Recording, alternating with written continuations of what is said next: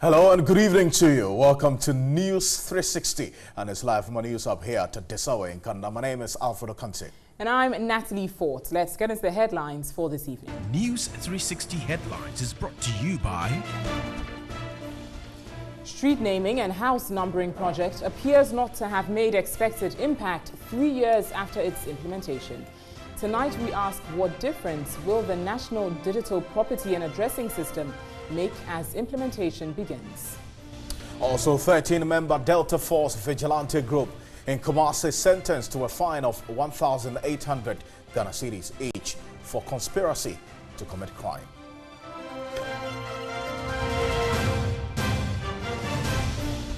Also ahead this evening, President Kwadwo urges Ghanaians to ignore allegations of favoritism for some areas to be made regional capitals as he inaugurates 9-member commission of inquiry for the creation of new regions.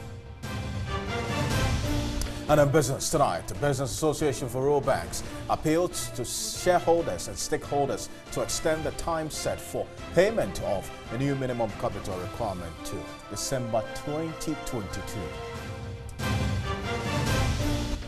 And on the international front, South African singer and ex-MP Jennifer Ferguson accuses the country's football boss, Danny Jordan, of raping her nearly 24 years ago.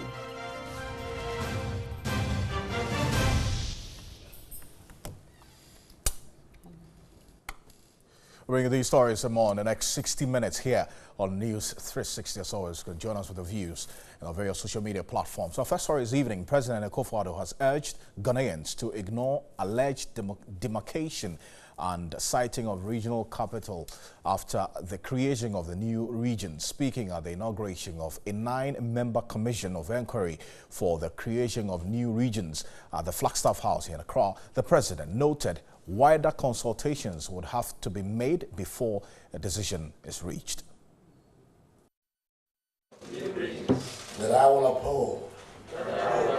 The commission, which has retired Justice S.A. Broby as its chairman, is expected in accordance with the Constitution to inquire and make recommendations on all factors involved in the creation of the new regions.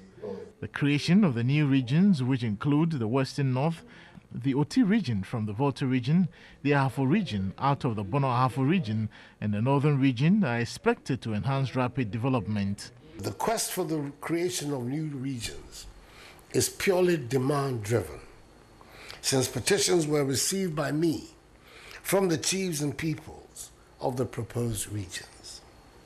In this regard, during my recent visits with the chiefs and peoples of Western and Northern regions, I reiterated that the success or otherwise of the creation of proposed new regions rests squarely on the inhabitants of the areas who have submitted petitions and made demands. The president asked Ghanaians to ignore assertions of sightings of capitals. The citizenry should ignore information or speculation being circulated on the alleged demarcation, naming, or siting of regional capitals. Indeed, there have not been any predetermined regional boundaries, specific names given to any region to be created, and citing of regional capitals by my government. These are matters that are properly within the remit of the Commission and will be dealt by them and form part of their recommendations. Chairman of the Commission, Justice Broby, promised to deliver. We are conscious of the fact that a lot of work will be required since the exercise will involve virtually the entire nation. But considering the array of experienced and academic and knowledgeable people appointed to the Commission, we assure the President that not only good job will be done, but the job will be done within the stipulated time in the Constitution.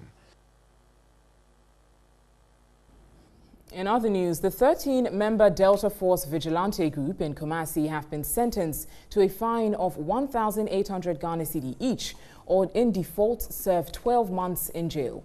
They're also to sign a bond of good behavior for 12 months. The 13 were convicted on Thursday, October 19 by the Asokwa District Court in Kumasi. They pleaded guilty to 2 counts of conspiracy to commit crime by rioting. Counsel for the 13, Frederick Kankambodu, pleaded for non-custodial sentence for them. The 13 are part of a large group of party foot soldiers who besieged the office of the Ashanti Regional Security Coordinator, George J, and physically assaulted him. The initial charges, conspiracy to assault a public officer and causing unlawful damage, was changed on October 10 to conspiracy to commit a crime by rioting, to which they pleaded guilty. The fine brings their total fines to 4,200 cedis each after they were earlier slapped with 2,400 each for escaping jail last April after the court refused to grant them bail. They later turned themselves in after they were freed by their colleagues. The Member of Parliament for Ingoprom constituency, Somemore George, says the National Communications Authority's move to revoke the licenses of 131 radio stations is illegal.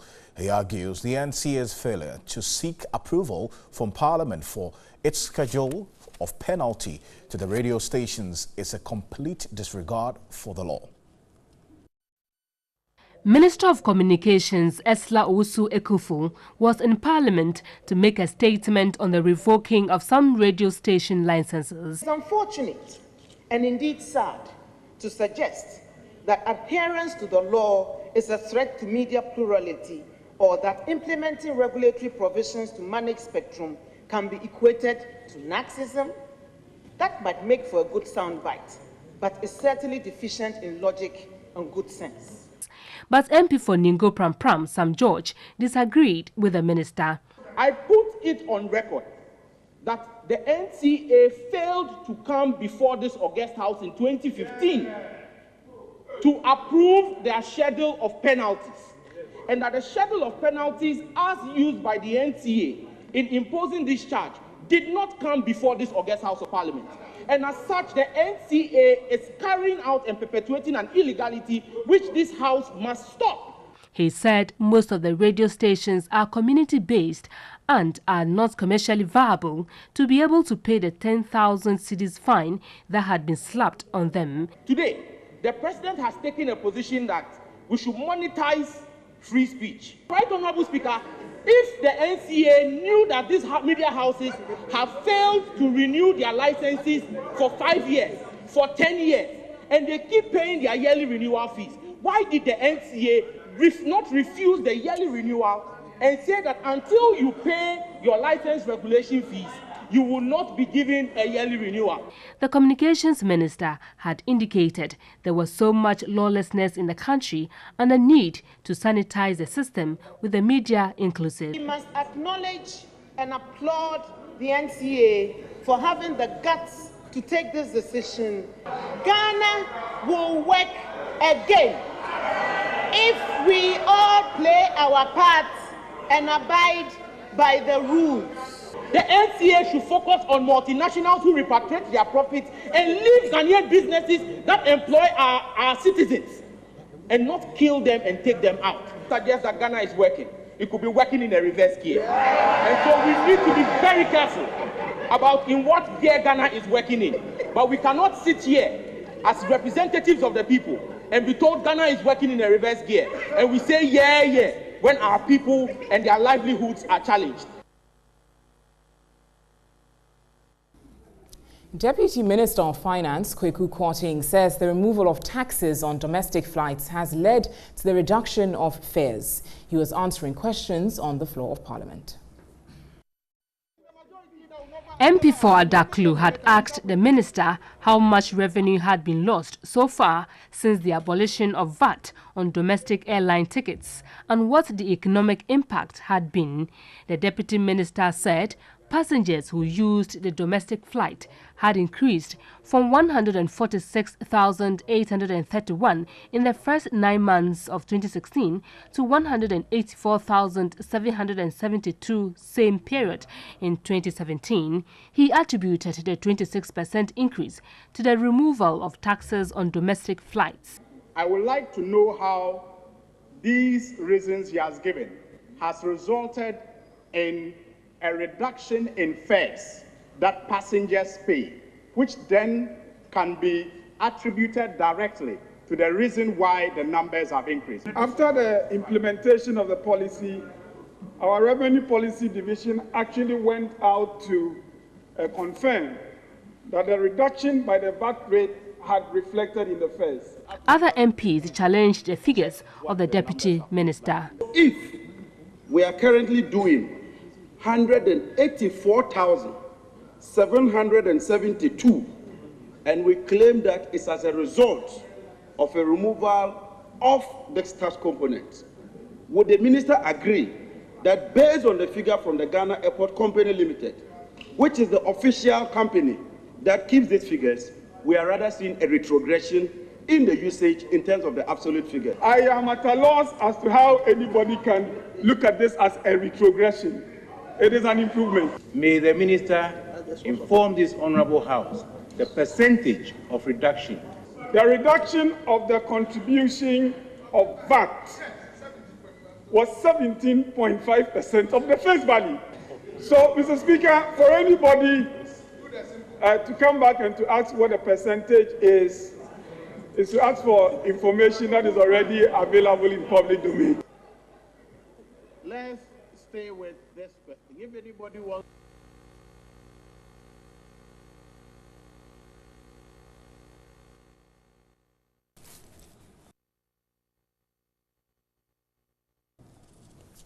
We'll go on to some other stories. Some LPG gas filling stations operators say they are yet to receive any notice of a shutdown for a nationwide maintenance work as directed by the LPG Marketers Association. Our checks actually reveal some stations were still operating.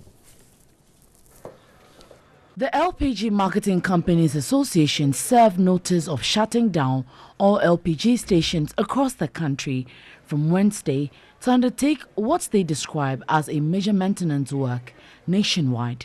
We first checked from World Gas Station along the La Beach Road.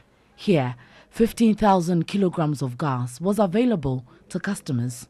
You can tell that workers are briskly cashing in as customers keep trooping to fill their gas cylinders. Information we are picking is that there's been no sort of announcement for them to shut down for maintenance, as notice being brought from the LPG Marketing Company Association is said to have given out yesterday. But they are telling us that their boss is in a crunch meeting with members of the association, perhaps in anticipation of the said shutdown that is expected to take place for maintenance work. It is, however, unclear if the move is a deliberate attempt to frustrate the supply of gas, considering the association's position on the rolling out of the cylinder redistribution policy by government. This is our fourth and final roving check for the day in terms of looking out for LPG filling stations who might have shut down following the notice set to be served by the LPG Marketing Companies Association. We went through Sim Oil, where there was a total shutdown, reason being that they don't have gas or there's shortage. They're still awaiting delivery on their gas. Also, we visited the Goil LPG filling station, where the authorities there were still cashing in, brisk business ongoing, more customers trooping in, and they are also yet to receive any directive from the association. Here are the Go Gas LPG filling station. The numbers seem to have increased. They might have heard the news outside that most of or all of the LPG gas filling stations will be shutting down for maintenance. The authorities, who declined to speak on camera, are telling me that the numbers have increased in terms of what they usually see on a normal day. In a telephone conversation with the public relations officer of the LPG Marketers Association, Bernard Oredu, he indicated notices will be served to those still operating. The message is now going down to those who were not at the emergency meeting yesterday. So I'm sure probably by close of day today, early morning tomorrow, all our members would have complied by the resolution of the association. And if should any of our members or flout the direct or the resolution of the entire members, We have laid down rules to take the person through. We are waiting to see in coming days what would happen to these LPG gas filling stations if really the notice will be carried out as expected, as said by the association. From Kalkudi here, reporting, my name is Nanekia Mensah Brampa, TV3. Well, that's an issue there, but then government also indicated that oil gas stations are still operating while this directive by the private gas stations continues. I've been joined in studio by Bernard Oredu. He's the public relations officer of the LPG Marketers Association. And Bernard, good evening to you. Thank you for joining us. You saw it very clearly. Some of your members are not aware of this directive that they should shut down. Did you communicate it to them well enough? Well, I'm a bit surprised because it was an emergency meeting we called, and we had a majority of our members in attendance. And the decision was clear that each outlet, I mean, wherever its location, is to shut its operations until what we had intended to do is complete. What did you intend to do with this? Well, you know, we called for an emergency meeting to deliberate the directives that had come from cabinet last week. And at the meeting, some members raised the issues of their outlets having been closed down by the NPA.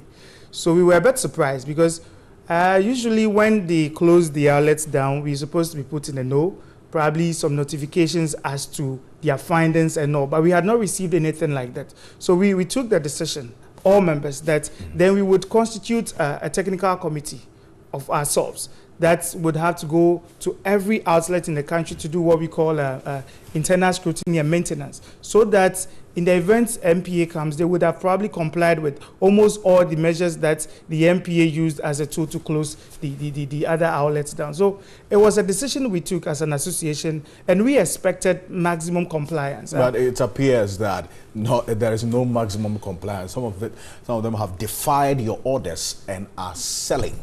What does this tell you as an association? Well, for me, probably as Zalid is here to say that it's a complete defiance. Probably the information and the message hasn't gone down well because it was on Tuesday night that we took this decision. So we are hoping that by close of week, we should have the message going around to our outlets. And I hope and believe that by the close of week, probably tomorrow, all our members would have complied. I see. But what's the total, the timeline for this directive you've given?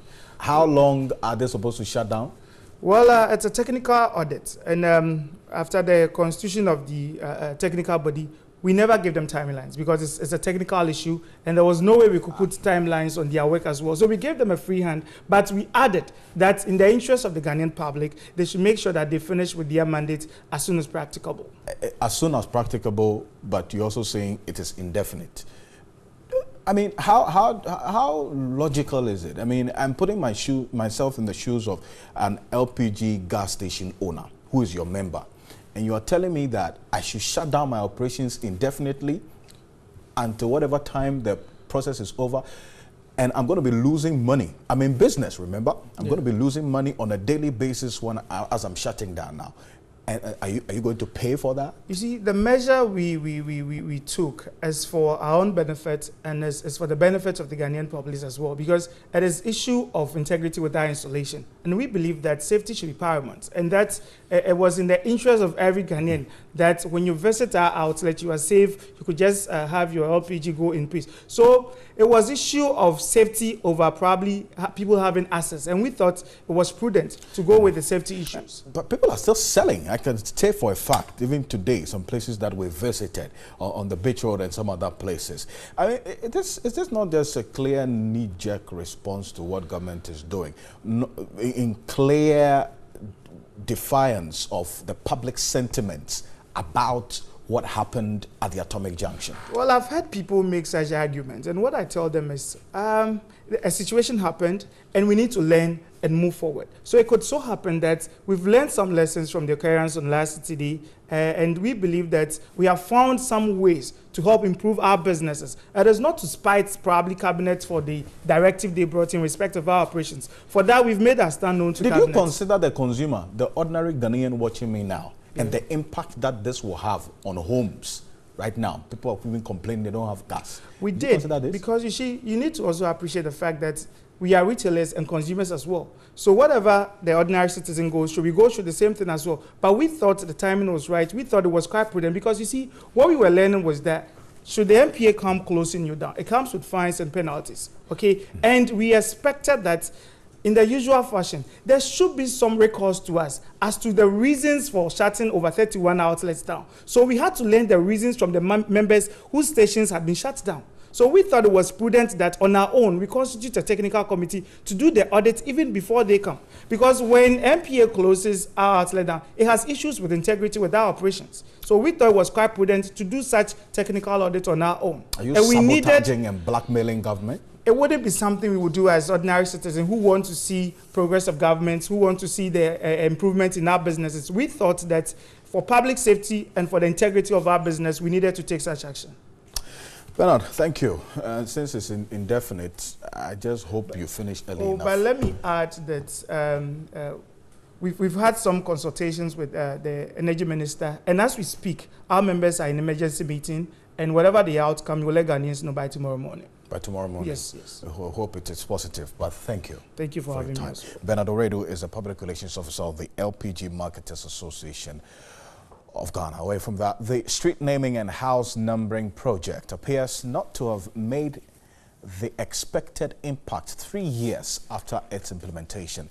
In this report, Catherine Frimpoma and Kobana Edujemfi look at the difference the National Digital Property and Addressing System will make as implementation begins.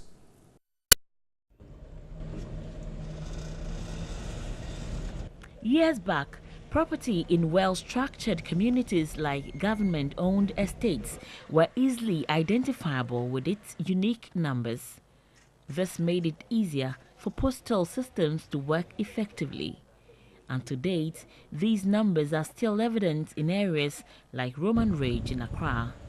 However, from all indications, it appears the system does not work anymore. Speaking off camera, residents could not recollect the last time they received a letter here.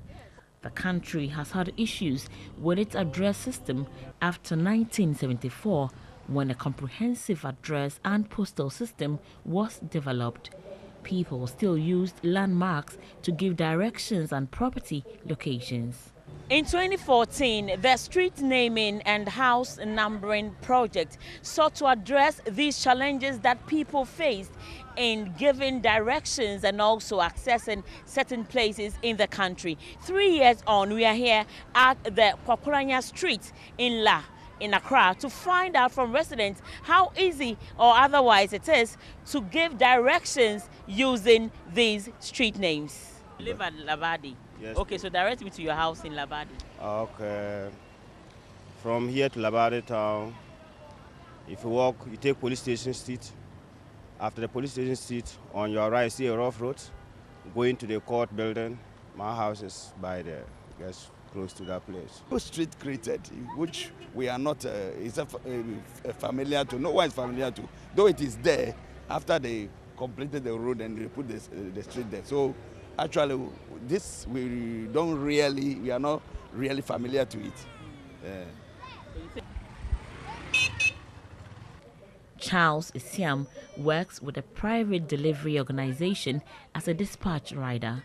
It's difficult, but some of to get the direction from some of the customers. But at times, to some of them give the right direction. Example, like yesterday, they give me the direction that Panwan Junction Pentecost building. So I just get to the building there, the house is just opposite, and I enter. But this person too said trade fair. He was even say Panwan Junction. When I get to Panwan Junction, he said I should come back to the trade fair. So it's difficult. A new national digital property and addressing system has been launched and is expected to formalize the economy. It's a very simple app that you can download on all the app stores. So we have the iOS and the Android stores that you can download from. And the app is called the Ghana Post GPS app. What it does is it gives the address of where you are anytime. So the moment you get the app, you just tap Get Address, and immediately it will give you the address of the exact location that you are. The new system will help in the mobilization of revenue and make it easy for accessing emergency numbers. If you find yourself in any kind of trouble, you need the police, you need ambulance, or you need fire service, all you have to do is tap on the app and say, police, please help. And immediately, your location is sent to the police and they will dispatch somebody to come and help you. Same for fire. There, however, remains a lot of questions, especially about the education of the system to the public and how it would fit in citizens' day-to-day activities. We'll take a look at how the new address system will be rolled out. You're still live here on News 360. Let's now take a look at how the weather will be faring this evening through till tomorrow morning. Report is brought to you by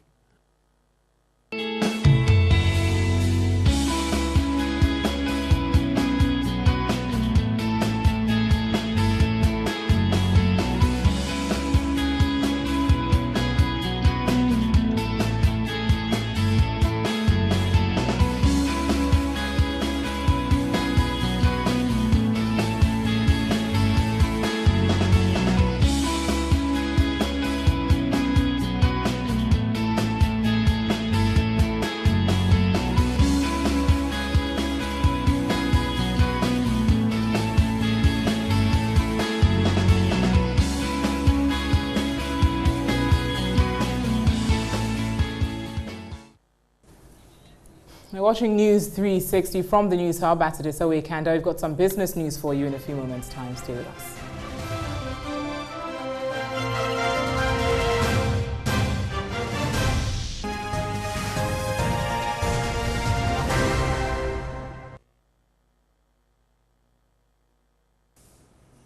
All right, thanks for staying with us on News 360. Good evening.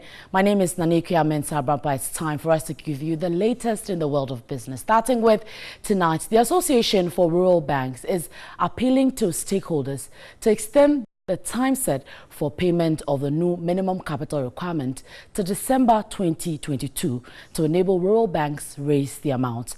Legal advisor of the association, Seth Adom Asumenin, says the central bank should reconsider the 1 million minimum capital requirement as it will lead to the collapse of many rural banks.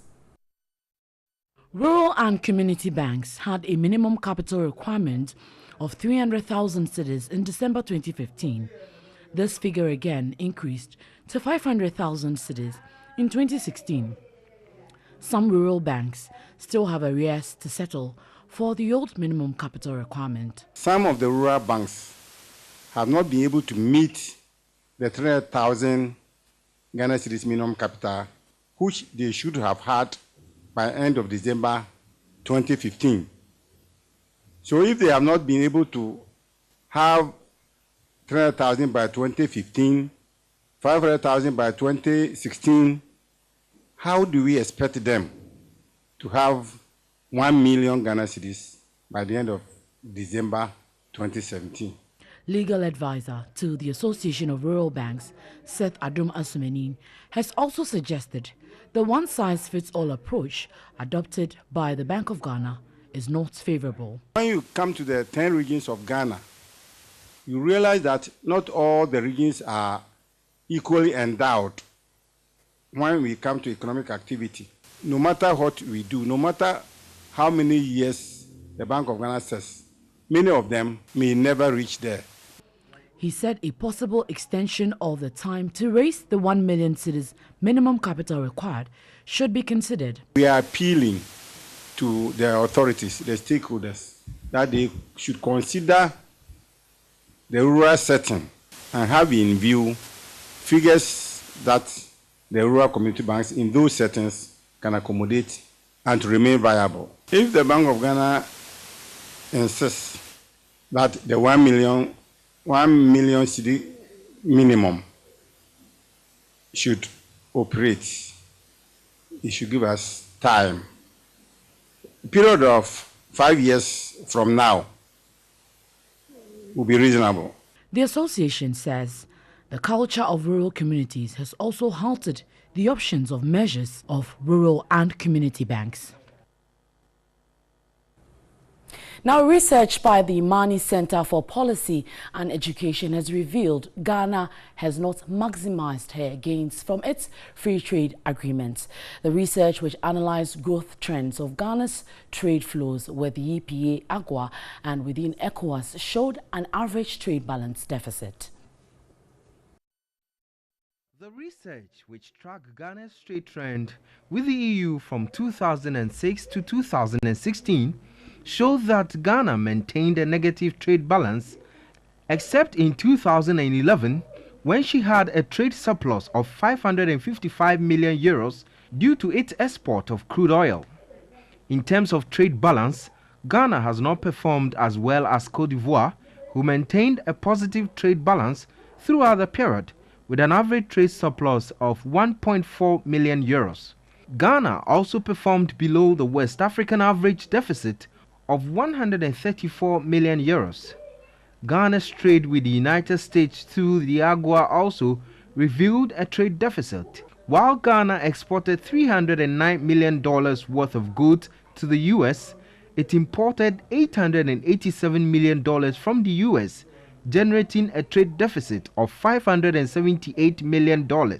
Ghana also experienced a growing negative trade balance with ECOWAS from 2006 to 2008, but entered a trade surplus in 2009.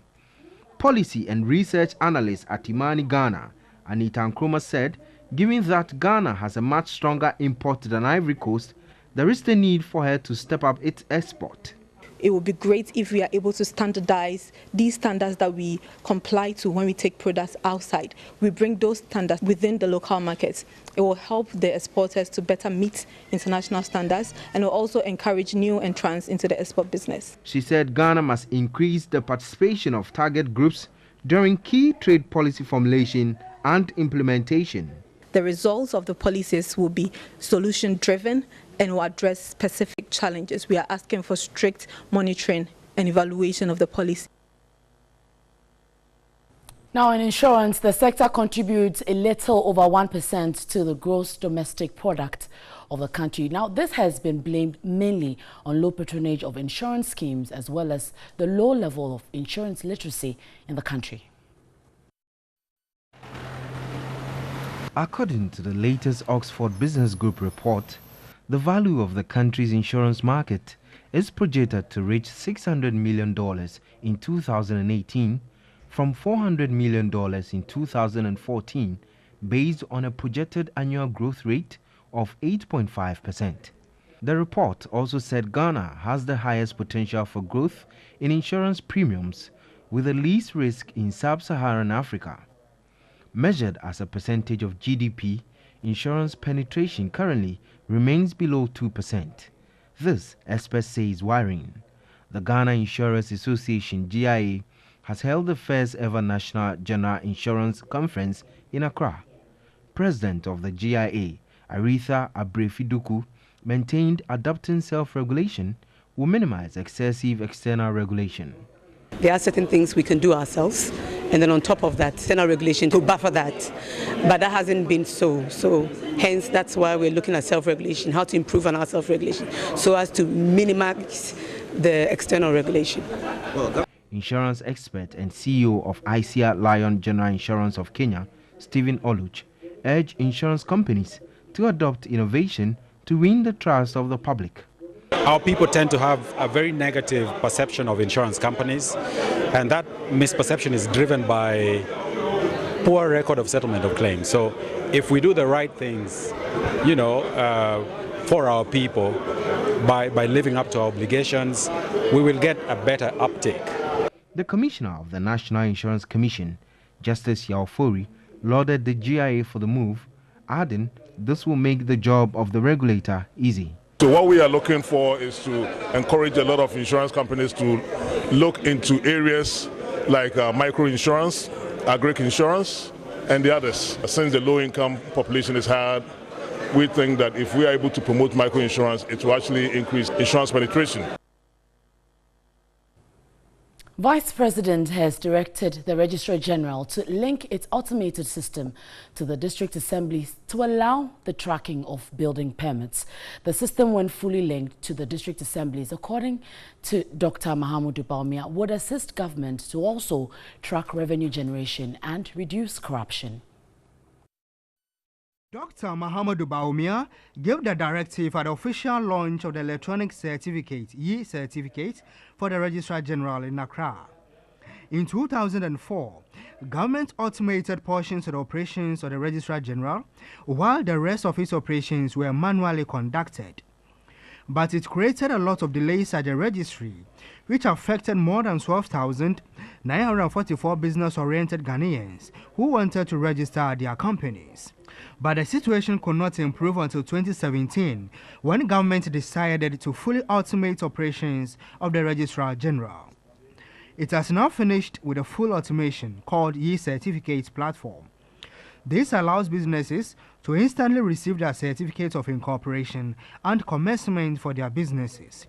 It has also reduced the turnaround time from 14 days to maximum 2 days. You would receive a notification after a final approval is given from our end, which will serve as the back office. For the authenticity of these documents, one needs to request from the public key from the department. The Attorney General Minister, Gloria Kufu, cautioned businesses not to abuse the new system through corruption. I am hopeful that this new system will reduce drastically the corruption which has inundated doing business at the Registrar General, and will give the department the good name that the efforts that we are reaping today. Minister of Communication, Owusu encouraged the Registrar General to constantly track and monitor its operations. This system is also linked to the Ghana Revenue Authorities, which is also automating and digitizing its work processes to enable us to pay our taxes and file our returns online. Slowly but surely, Ghana is joining the ranks of smart nations. Vice President Dr. Mahamudu Bawumia directed the Registrar General to link the automated systems to operations by district assemblies. The Registrar General to work on automating the registration of charges with the new addressing system. We will link the metropolitan assemblies to the Registrar General's department for the ease of obtaining a business operating permit. All right, so that will do for business tonight. There's more on 3news.com. My name is Nanikia Mensah Brampa. Nana Addo is next with sports. Good evening.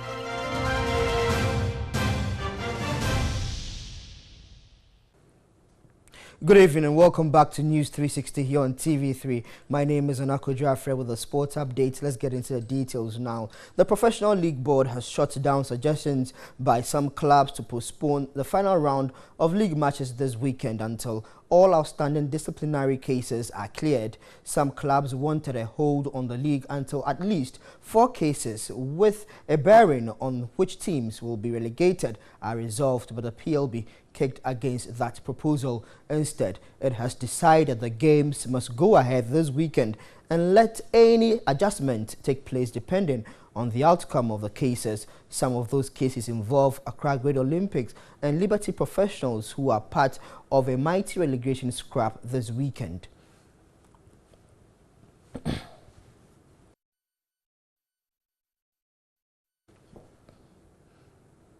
As many as 9 teams would have to depend on the result of the last game to know if they can avoid relegation in the Ghana Premier League. One of the teams will join Bolga All-Stars, which have firmly grabbed their relegation tickets. This is how the permutation looks like as we approach the final day of the season on Sunday, October 22. There's a thrilling finale in store this weekend for the Ghana Premier League, and Tema Youth will be at the heart of it. There are 2 relegation spots to fill, and the Tema Club are one of 5 clubs in danger of going down. At the various league centres, survival battles as designated by the media will take place, with the price of another year in the top flight at stake for those who ultimately win. Tema Youth must win their final game of the season against Bichim United, who themselves need to win to stay up. And Tema Youth coach Edward Ni Odum, who has made damning accusations of bribery against all clubs, says they will stay up if the games are played on a level playing field. It is very, very difficult for both teams. We have 37 points, they have 39. So even draw for us, we will just send the team to the Division 1.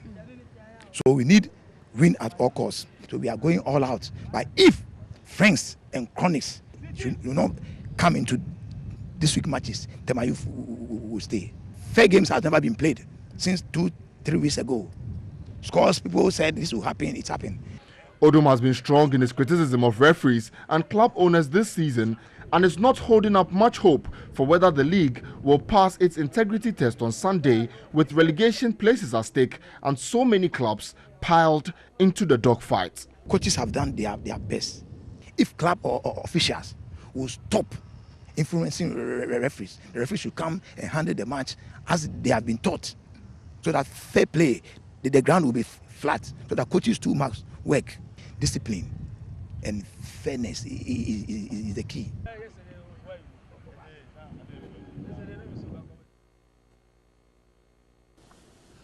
And let's bring you updates from the Europa League games that is currently ongoing. Others have finished. And we start with a game between Astana and Maccabi Tel Aviv. It ended 4-0 in favor of Maccabi Tel Aviv. The biggest story from that is that Patrick Chumesi, the Ghanaian born who plays for the Black Stars of Ghana, scored a brace in that game. Nice were also at home and lost the game to Lazio by 3-0. Dynamo Kiev were also taking on Young Boys. Currently, we understand Young Boys leading Dynamo Kiev by 2-1. And here there's a Ghanaian interest in Kasim Nuhu, who played for the Black Stars too. And then there's Hoffenheim also taking on Istanbul Bekeshe, where you have Joseph Atama Lawe also playing for them. AC Milan also drawing 0-0 with AEK Athens, and then Everton at home, they are losing to Lyon by 1-0. Red Star Brigade did lose to Arsenal by 1-0. Richmond Boachi Yadom played the full 90 minutes of that game for Red Star Belgrade, and Marseille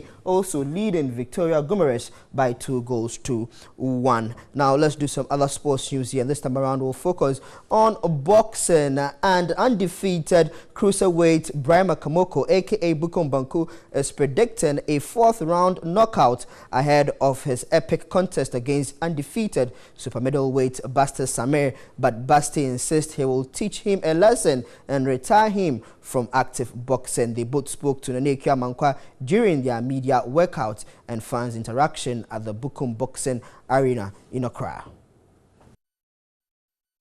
He's talking too much. Well, I want to prove to the Ghanaians that I'm African Mayweather. By the grace of God, I will stop him, Rancis. I know Bukom Banku as a comedian.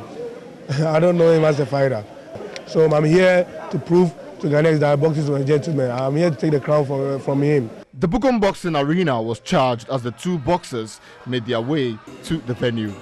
Bukom Banku and Basti Samir held separate media workouts at the Bukom Boxing Arena ahead of their no-title Cruiserweight Championship this Saturday. Samir was the first to punch the bags before his opponent Bukom Banku took over to show how ready he is for the bout. Looking back at his 29 wins with 22 knockouts, Bukom Banku insists his opponent can only last 6 rounds. I'm the boxing graduate in Ghana. I'm boxing Ronaldo. The way the Ghanaians they talk that and this is a man he can beat me. I want to tell all the Ghanaians that but where the Coco no seller fight. Yeah, this fight is animals are kingdom. Kolua fight. But I want to invite everybody to come and see that I'm African Mayweather, no shouting like a Americans and the empty cocoa. Basti Samir is the naked boss. I will stop him. The younger Basti Samir, who comes into this fight with 6 wins, 4 knockouts and 1 draw, believes he is resolute enough to take Bukom Banku through 12 rounds of boxing. I want to tell my fans that they should be ready for a party. You know, after the fight, after Saturday night till Sunday, it's all party all the way out. I'm going to beat him up, 100%. The mega bout is scheduled for October 21st at the Bukom Boxing Arena here in Accra. There is always entertainment when Bukumbanku is set to mount the ring. That's all the sports here on News 360. My name is Nana Addo. Thanks very much for watching. Always a pleasure serving you. Good evening.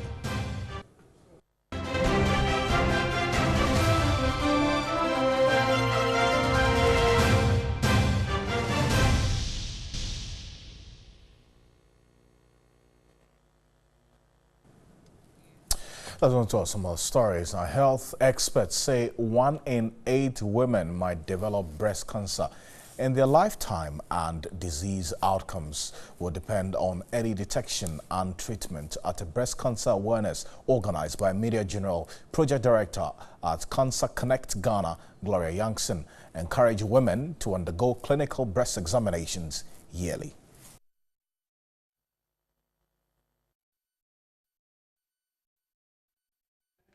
Breast cancer is a malignant tumor that develops in the breast and can spread to other parts of the body. It is one of the commonest cancers that affect women in Ghana. Although the disease is more prevalent in older women aged between 40 and 49, it can also affect younger women. Most breast cancers, however, can be managed well if it is detected and diagnosed early with the appropriate treatment by health professionals. Gloria Youngson, Project Director at Cancer Connect, a non-profit organization dedicated to supporting cancer patients, has called for more awareness creation about the disease to increase survival rates. We need to push for more better outcome. In our country, we know that breast cancer equates death. People are fearful even to go out there. Some will tell you that as soon as you cut the breast, you die. But we need to have success stories, and that is through detecting the cancers early and then advocating for a comprehensive plan. She again advised women to take good care of their breasts and also desist from taking over-the-counter contraceptive pills as it exposes them to the disease. We are actually discouraging the use of this, just going over the counter and buying it. Most of us don't even know what is in there, the side effects, the risk that it poses. And coupled with the fact that if you have a family history, then you're adding to your risk. As part of activities to commemorate the Breast Cancer Awareness Month, staff of Media General Ghana, parent company of TV3, 3FM and Onia FM were sensitized. The winner of the 2016 edition of Ghana's most beautiful reality show, Yaba, who is embarking on a breast cancer project, called for more support for patients, particularly those living in rural areas of the country. The stigma that comes with it, that when you have breast cancer, you are going to die and you're not going to survive, and usually you have been cursed. So it makes it really difficult to get the women to come out of their shell just to scream themselves. Oh, some good work there by her. Up next is some entertainment news. Entertainment news is brought to you by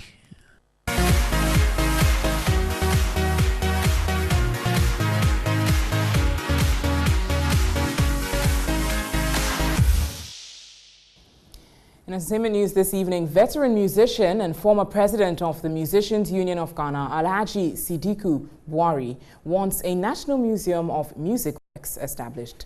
Such a historic monument, he contends, will ensure the experience and works of achievers do not go unrecognized. He spoke with Owusu.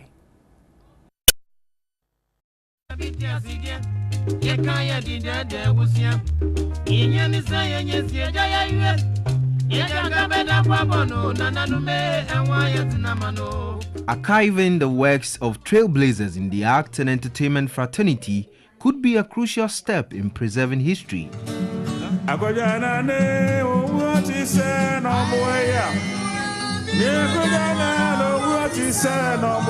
Ghana can boast of many entertainment icons whose works resonate with generations. It is, however, sad to note that their works have in most instances not been properly preserved. In worst cases, they die with their wealth of experience. Former musical president Alhaji Sidiku Buhari is of the view a museum for outstanding works is long overdue. The veteran musician is convinced such a move will ensure heroic achievements are easily traceable. Because with their experience that they are taking away, at least they must have a book of what they have done. Where in schools and colleges and universities we can learn more about them. Our new generation are doing very well, but they can do even much better if they get experience from the old ones. It could again imbibe patriotism in the current generation. For the country to learn, what we call a lyrics that is meaningful, that will make, excuse me to say, will make sense. You are talking about people who have problems and that you can solve their problem through music. Somebody who can get a better education through music. You are somebody who at marriage is falling and you can learn something through music. And these are very important. You see, I think personally that we must learn more about old musicians. When they are talking about lyrics, you hear a better lyrics that you will never forget in your life. You learn from that.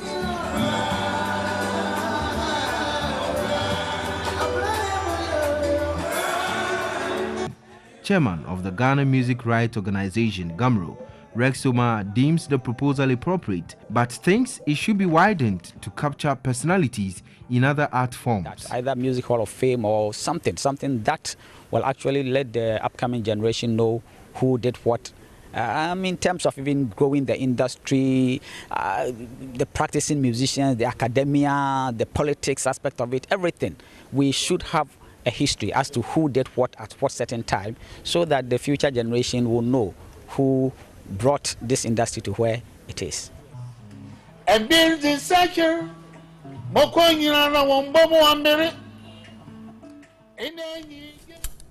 Clear case there. Likes of Papa Youngson and those who have gone by coming to mind. But we're back with some more stories. I'll put this quick break here on News 360 Tuesday.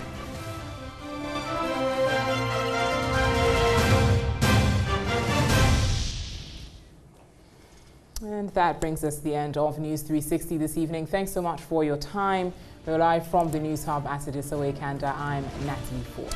And my name is Alfred Okanse. Thank you for watching. Up next is Tashan. Do have a good evening.